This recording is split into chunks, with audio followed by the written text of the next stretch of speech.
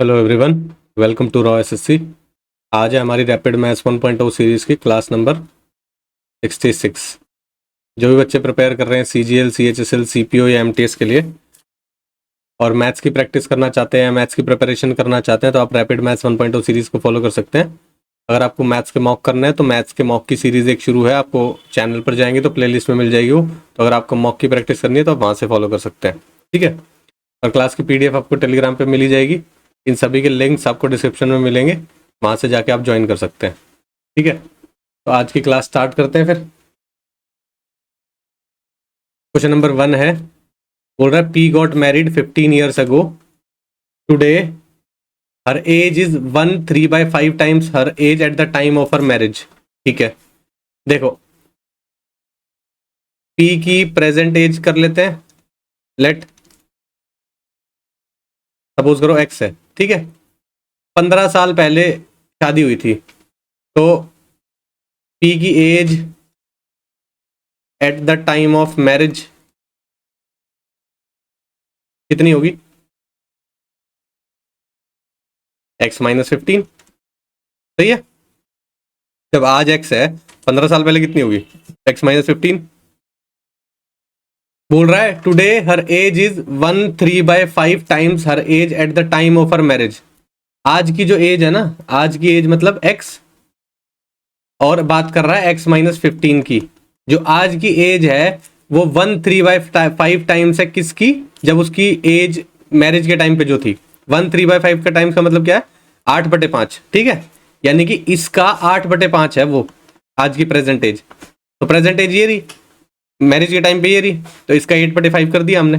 इसको सॉल्व कर लेते हैं। 5x is equal to 8x, यहाँ पर 8x के बाद कितना आ जाएगा? 120। 120 इधर आ जाएगा, 5x उधर चला जाएगा। 120 पॉजिटिव हो गया, उधर बचेगा 3x। x की वैल्यू कितनी आ गई? 40। यानी कि उसकी प्रेजेंट एज कितनी निकल के आ रही है? 40 निकल के आ रही है। आगे कुछ और भी दे रहा है, देखो। At present her son's age is 1/5 of her age. Son की एज कितनी होगी? 1/5 ऑफ हर एज। उसकी एज तो हमने पता लगा ली, 40 है, तो 1/5 करोगे तो कितनी हो जाएगी? 40/5 का मतलब क्या है? 8 ईयर्स हो जाएगा, ठीक है। इसको अगर ऐसे लिखना हो तो मैं लिख दूं 40/5, यानी कि 8 साल, ठीक है। बोल रहा है what was her son's age 4 years ago as a fraction of P's age at the time, ठीक है। ये पूछ रहा है what was her son's age 4 years ago as a fraction of P's age at that time. मतलब क्या? 4 साल पहले देखो कितनी होगी, ठीक है, वो पता लगाना पड़ेगा पहले। 4 साल पहले होगी, यानी कि इनकी कितनी होगी? 40 - 4, तो यानी कि 36 होगी पी की एज।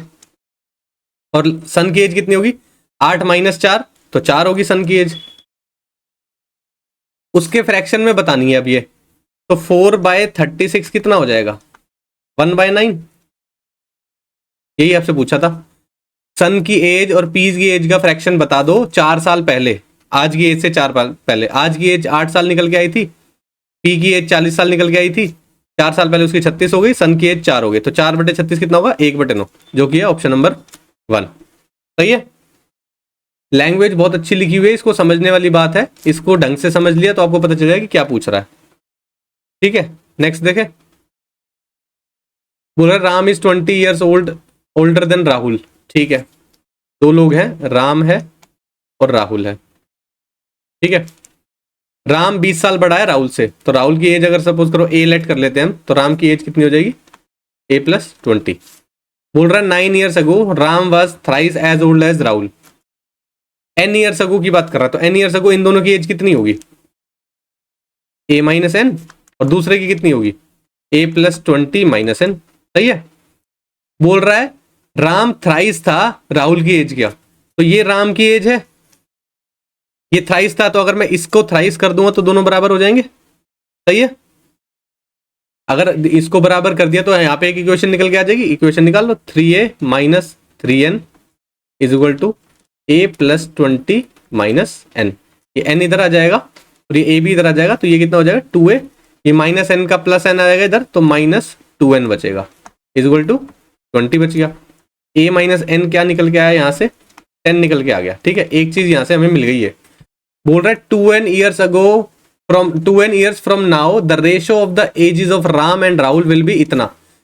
2n ईयर्स आगे की बात कर रहा है। तो यहाँ पे अगर राहुल की एज है a, तो 2n ईयर्स के बाद कितनी हो जाएगी, a प्लस 2n, उसकी कितनी हो जाएगी a प्लस 20 प्लस 2n।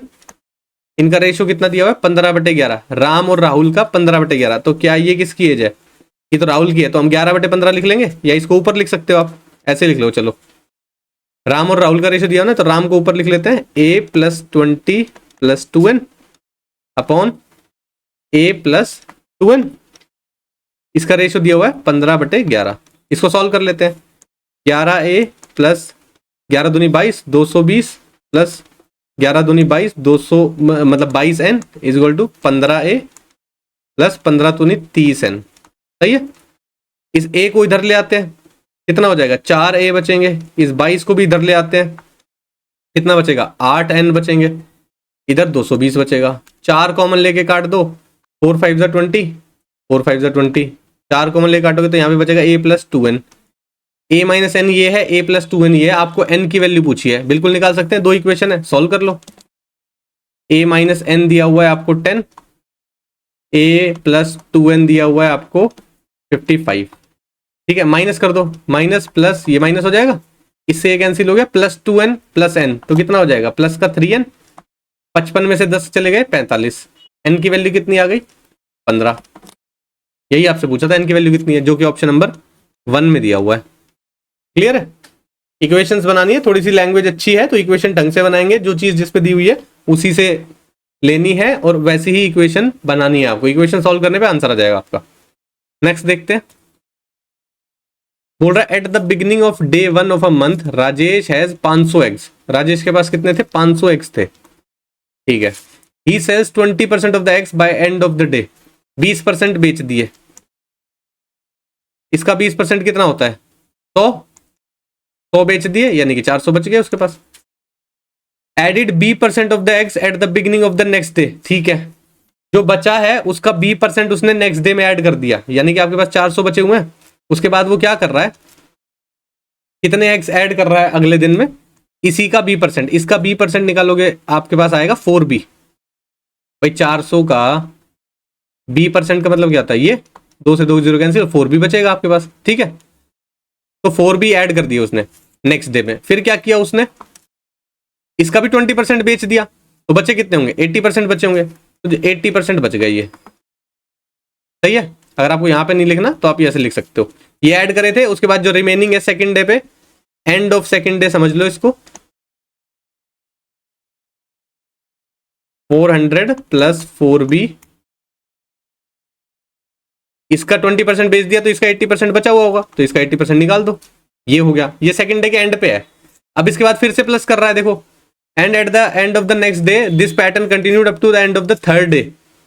ठीक है, तीसरे दिन तक ये पैटर्न चलता है। ठीक है, उसके बाद बचते हैं 1024 अंडे। आपको बताना बी की वैल्यू कितनी है। अब देखो, पहला दिन गुजर गया, उसने क्या किया, 20% बेच दिए, 80% बच गए, ये रहे 80%। दूसरे दिन में उसने उसका b% ऐड कर दिया, एंड ऑफ सेकंड डे क्या हुआ, फिर 80% बच गए, ये 80% बच गए। थर्ड डे में क्या करेगा वो, फिर से इसका b% ऐड करेगा। ठीक है, तो इसका b% ऐड करेगा, तो इसका b% निकाल दो, क्या होगा, 400 प्लस 4b 80/100, और इसका b% ऐड कर दो इसी में, b% निकल गया, ये इसी में हमने ऐड कर दिया ये। ठीक है, तो ये क्या आ गया अब आपका, ये स्टार्टिंग ऑफ थर्ड डे बन गया।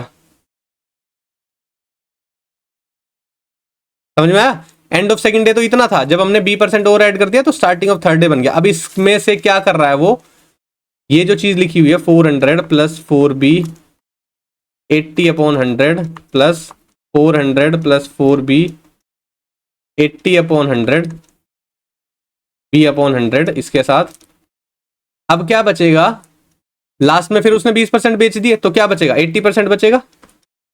इस पूरे का 80% निकाल दिया हमने, ये बच गया। ये इक्विवेलेंट है 1024 के। समझ में आया। ध्यान से देखना मैंने क्या किया है। ठीक है, इक्वेशन थोड़ी लंबी लग रही होगी, लेकिन चीज वो है कि कोई 3 बार करनी है वो। ठीक है, 3 बार करना है, तो वो चीज का ध्यान रखना है। अब देखो, सिर्फ इसको सॉल्व कर लोगे आपका आंसर आ जाएगा। इसको ध्यान से सॉल्व करोगे तो क्या होगा, देखो ये 0 से 0 कट गई, 8 से आप ये काट सकते हो उधर की साइड, 8 एकम 8, 2 बचा, 8 दूनी 16, 6 बचा, 8 8 64। ठीक है, अब देखो इसमें से ये वाला पोर्शन कॉमन ले लो आप, 400 प्लस 4b इंटू 80/100, ये कॉमन ले लिया आपने, क्या बचेगा यहाँ पे 1, यहाँ पे क्या बचेगा b/100, तो इसको एलसीएम ले लो, 100 प्लस b/100 बच गया, ये सब मल्टीप्लाई में चल रहे हैं, इंटू 1/10 अब साथ में चल रहा है बाहर, ये 10 बचा हुआ ना, 128 हो गया आपके पास। ठीक है, अब देखो ये सारे मल्टीप्लाई में है, ये भी इससे मल्टीप्लाई में, ये मल्टीप्लाई में और इससे मल्टीप्लाई में, 1 0 से 1 0 ये काट सकते हो, 8 से फिर काट दो, 8 एकम 8, 4 बचा, 8 6 48। ठीक है, कितना आया अब आपके पास 400 प्लस 4b, 100 प्लस b, नीचे कितना है 1 0 2 0 ये और 1 0 ये, 4 0 है, इन चारों जीरो को उधर भेज देते हैं, 16 1 2 3 4, ये बच गया।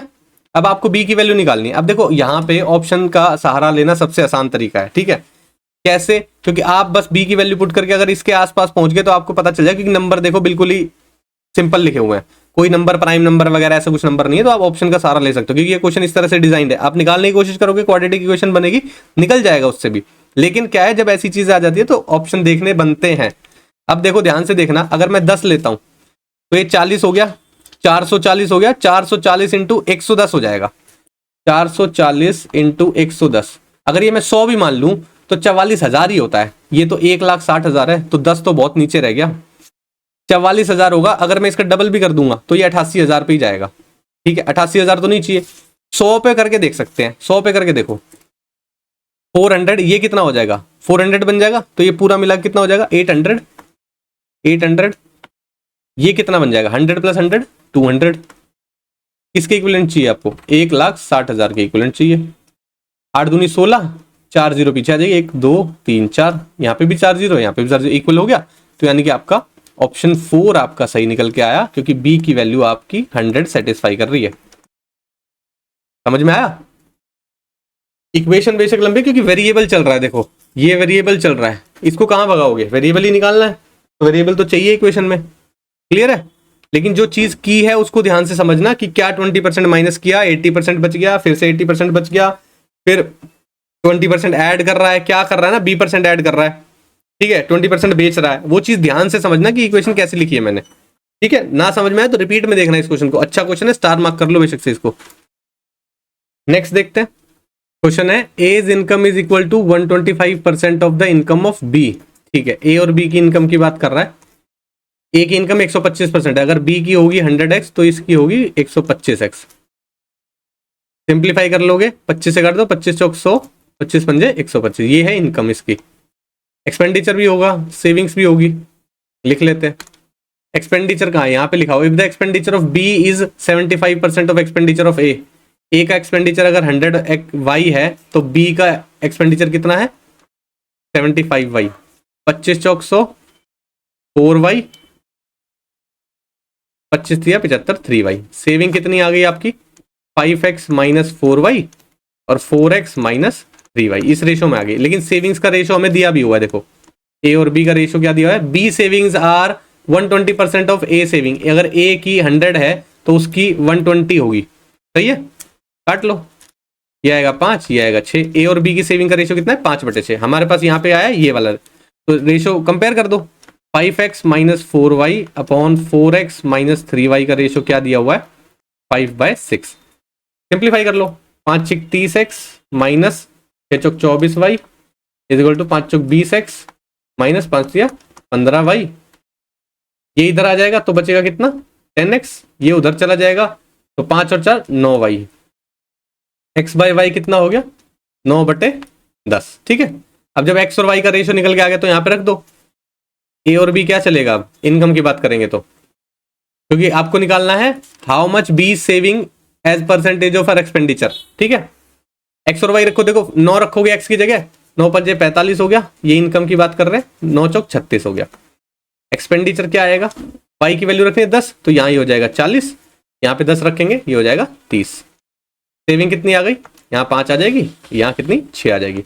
आपसे पूछ रहा है how much B saving as percentage of expenditure, B की जो सेविंग है वो कितना परसेंट है एक्सपेंडिचर के, 6 उसकी सेविंग है, एक्सपेंडिचर उसका 30 है, परसेंटेज निकालने के लिए इंटू 100, 0 से 0 कैंसिल हो गया, 3 दूनी 6 हो गया, 2 इंटू 10 20% आपका आंसर आ गया। सही है, ऑप्शन नंबर 1 आपका सही हो जाएगा। क्लियर है, रेशो बनाना है, ध्यान से बनाना है, क्वेश्चन अच्छा है, ठीक है, क्योंकि नंबर्स अच्छे हैं, 125% बोल रहा है, 120% बोल रहा है, काफी चीजें परसेंटेज में दी हो, तो अगर आपने रेशो ठीक से बना लिया तो आपका आंसर आ जाएगा आसानी से। ठीक है, नेक्स्ट देखते हैं। बोल रहा है the price of an article is first increased by 40%। बढ़ा देते हैं, 100 से प्लस 40% कर दो, 140 हो गया।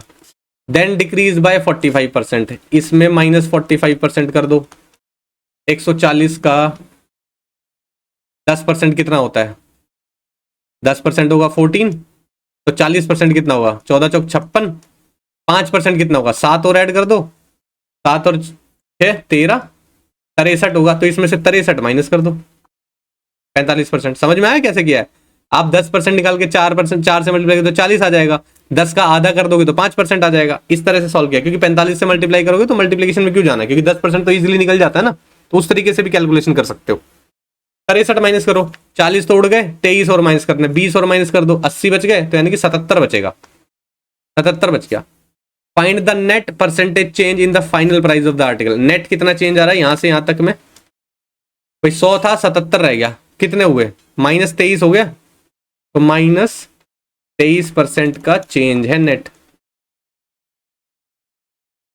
सही है, यानी कि ऑप्शन नंबर 1 आपका सही आंसर है। आगे बढ़ते हैं। बोल रहा है due to decrease in the man power the production of in a factory decreases by 25%। 25% से डिक्रीज कर गई, 25% मतलब कितना होता है, 1/4, यानी कि 4 से रह गई 3, ये है production. By what percent should the working hours be increase to restore the original production. Original production रखने के लिए कितना वर्किंग आवर्स इंक्रीज करने पड़ेंगे। ठीक है, तो वर्किंग आवर इंक्रीज करने से 3 से 4 हो जाएगा, क्योंकि आपको सेम रखना है प्रोडक्शन। तो कितना बढ़ा है, 1 बढ़ा है, किस पे बढ़ा है, 3 पे बढ़ा है, परसेंटेज निकालने के लिए इंटू 100, 100/3 क्या होता है, 33 से 1/3% होता है। ये आपका आंसर है, जो कि ऑप्शन नंबर 4 में दिया हुआ है। सही है, प्रोडक्शन सेम रखना है, तो उसके जो चीज वेरिएबल हुई है उसके ऑपोजिट में तो वेरिएबल होगी सारी चीजें। जैसे 4 से 3 हो गया, तो 3 से 4 आपको करना ही पड़ेगा, क्योंकि प्रोडक्शन 4 इंटू 3 कितना हुआ, 12, 4 इंटू 3 कितना हुआ, 12। ये आपको सेम रखना था, पहले भी 12 बाद में भी 12, तो ऑब्वियस बात है 3 से 4 बढ़ेगा। सही है, ये आवर्स की बात कर रहे थे हम, वर्किंग आवर्स।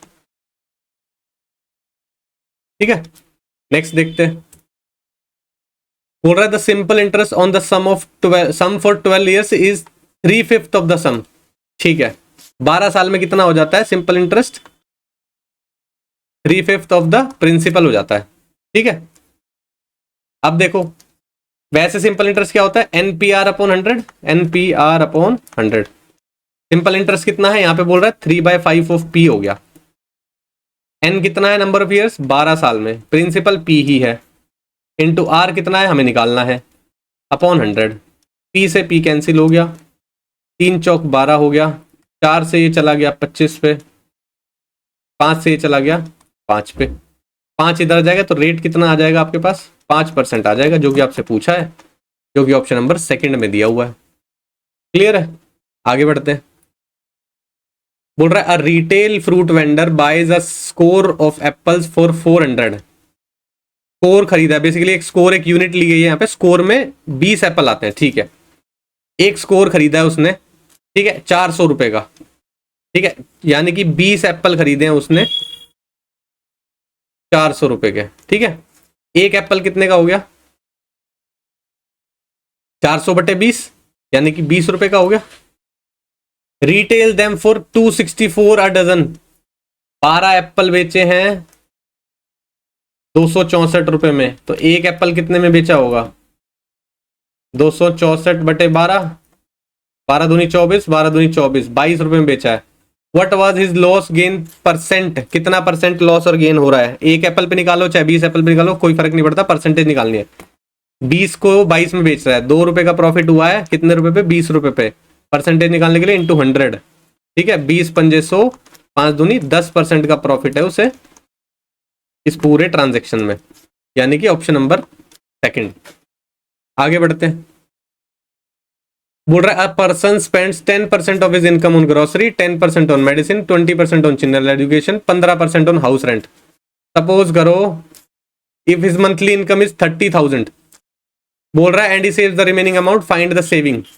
30,000 रुपए उसकी इनकम है,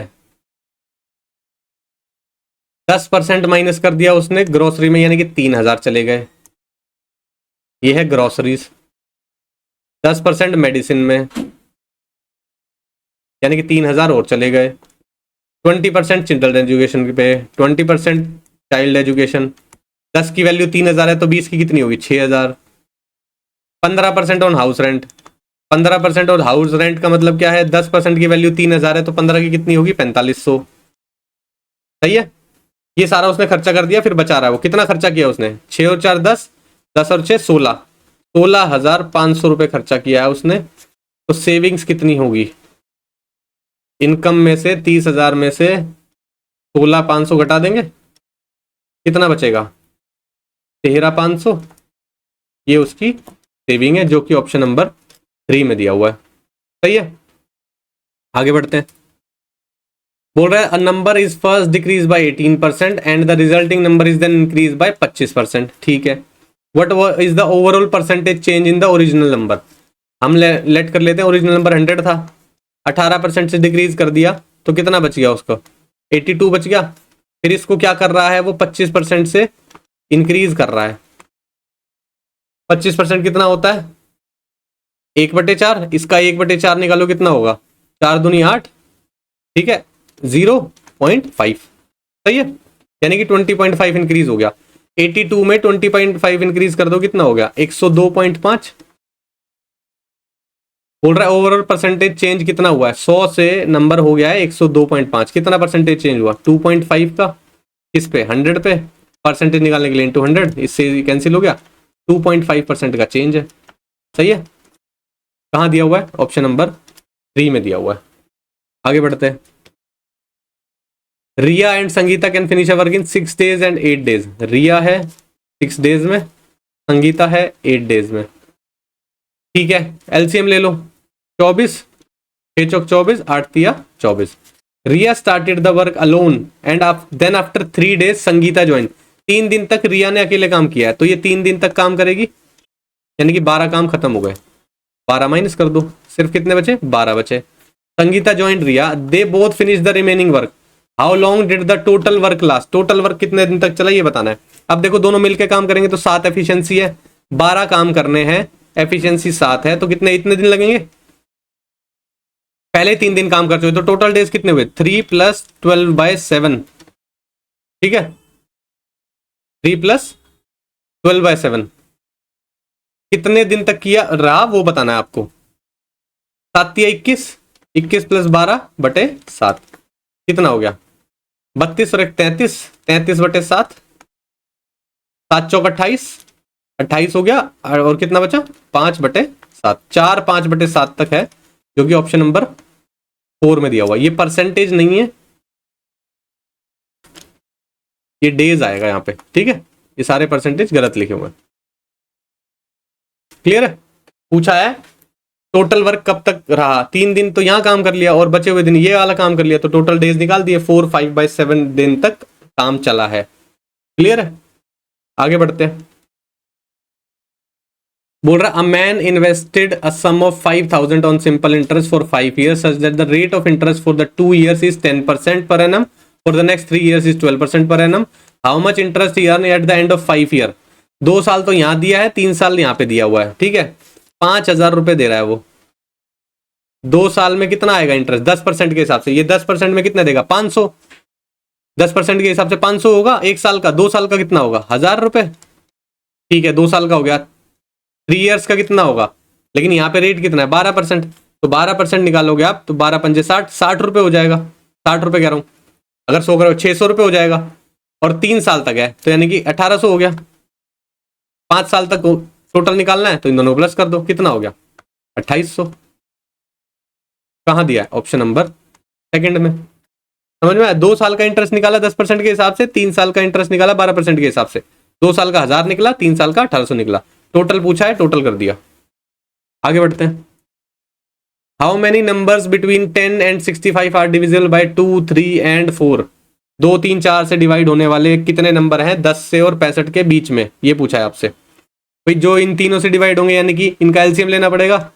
इनका एलसीएम कितना आएगा, वो 12।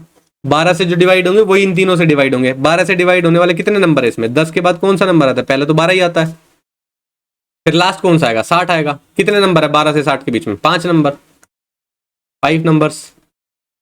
सही है, ऑप्शन नंबर 4 सही हो जाएगा। क्लियर, आगे बढ़ते हैं।